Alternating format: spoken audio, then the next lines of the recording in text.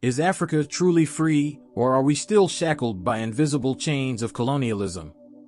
In this speech, Captain Ibrahim Traoré dismantles the facade of independence and exposes the tactics behind Emmanuel Macron's recent statements on Africa.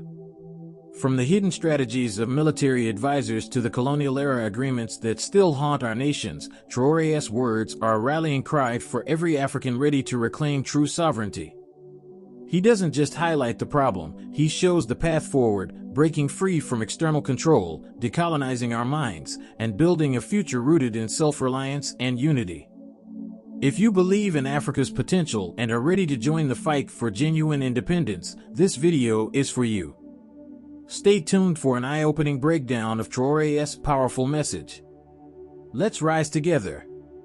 Before we continue, don't forget to like, subscribe, and share. Let's get back to it. When reflecting on Emmanuel Macron's recent statements about Africa, it's clear that every conscious African should quickly grasp their deeper meaning. His remarks carry significant implications for the relationship between France and African nations. Macron has openly confirmed a shift in French tactics and strategies on the continent. This acknowledgement reveals more than just policy adjustments.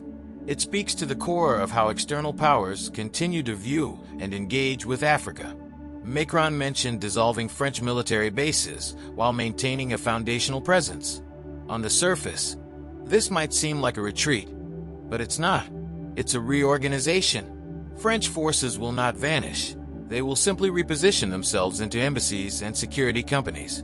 This strategy allows them to operate more discreetly while maintaining influence and control. Soldiers may no longer be seen in military uniforms gathered at bases, but they will remain embedded in different structures, continuing their activities in new, less visible ways. Macron's so-called gesture of politeness, allowing African leaders to announce the departure of French forces, carries little weight if those countries do not take the crucial step of denouncing the colonial-era agreements that underpin these relationships. Breaking away from imperialist forces begins with rejecting these agreements, which were signed during the so-called independence era. These agreements were never about true sovereignty. They were mechanisms to maintain control. Chad serves as a vivid example. They rejected these agreements outright, proving that genuine independence starts with bold, decisive action. The danger lies not only in the visible presence of French troops, but also in the unseen hands of military advisors. These advisors operate in nearly all African countries, including Burkina Faso, until late 2022. Their mission is clear: to weaken our armies under the guise of providing assistance. By undermining our military capabilities, they ensure that France retains the upper hand, presenting itself as indispensable. Under Blaise Compaoré leadership, for example, our forces were reduced to using rudimentary tools, literal sticks, as weapons. This deliberate weakening of African armies is not incidental. It's by design. At a critical point, Burkina Faso managed to rid itself of these military advisors. However, in 2019, after the Burkinabe army demonstrated resilience in combating terrorism during Operation Apano, French authorities took swift action. They summoned our chiefs of staff to France and instructed them to reinstate the advisors within the military structure. While one leader initially resisted, political pressure at home forced compliance, and the advisors returned. The consequences were devastating. By 2020 and 2021, our military was crumbling. Soldiers, faced with a lack of hope and vision, began deserting in droves. The army's very foundation was eroding. These military advisors infiltrate all levels of our defense systems, general headquarters, recruitment processes, training programs, and military schools. They dictate everything, from how many soldiers to recruit to how they should be trained and deployed. As long as they remain, our armies are mere illusions of strength. They parade impressively during ceremonies, but crumble in the face of real warfare. True independence requires breaking these agreements and reclaiming control over our military institutions. France's influence extends even further through the training of African officers.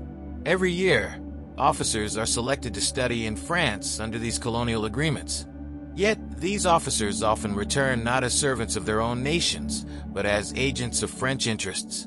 When rebellions or unrest arise, France immediately contacts these officers, instructing them to act on its behalf.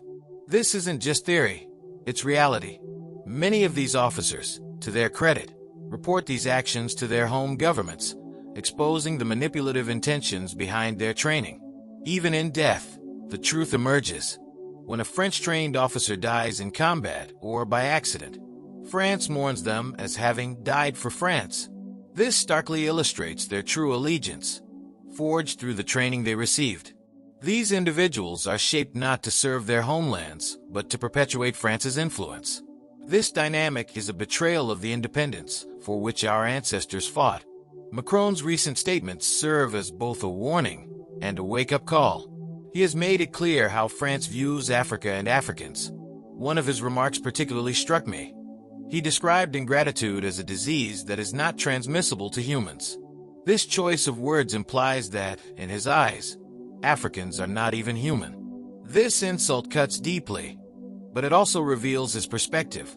He places himself above humanity while dehumanizing those whose resources and labor have built the very foundation of modern France. Macron's words should not be dismissed. They are a call to action. For too long, Africa has allowed itself to remain under the shadow of imperialism. But this moment, as painful as it may be, also offers an opportunity. Macron's condescension is a necessary evil, awakening those who wish to reclaim their sovereignty. Africans must realize that independence is not just political. It is mental, economic, and cultural. We must break free from the chains of colonial agreements and work tirelessly to become self-reliant. The fight against imperialism is not just about rejecting external control. It's about building internal strength. It's about creating armies that are truly independent, economies that are self-sufficient, and societies that are united in their pursuit of happiness and prosperity. Africa must wake up. The world has shown us countless examples of how to rise, yet we remain bound by old narratives. It's time to rewrite our story. The path forward is clear but challenging. We must decolonize our minds, reject the false narratives imposed on us, and build systems that reflect our values and aspirations. This fight is not temporary. It is ongoing. It requires unity, determination, and vision. Together, we can create an Africa that is strong, independent, and thriving. Thank you for your attention. I wish you all a great day, a productive week, and a prosperous year ahead. And there you have it, Captain Ibrahim Traoré's powerful call to action for Africa's true independence. His words remind us that the fight against imperialism isn't just about resisting external forces, but also about transforming our mindset and uniting as a people. If this message resonated with you, don't let it stop here. Share this video with others who believe in Africa's potential. Hit the like button, subscribe to the channel, and turn on notifications so you never miss important content like this. Together, we can rewrite Africa's story, one rooted in strength, self-reliance, and sovereignty. Until next time, stay strong, stay united, and let's keep building a brighter future for our continent.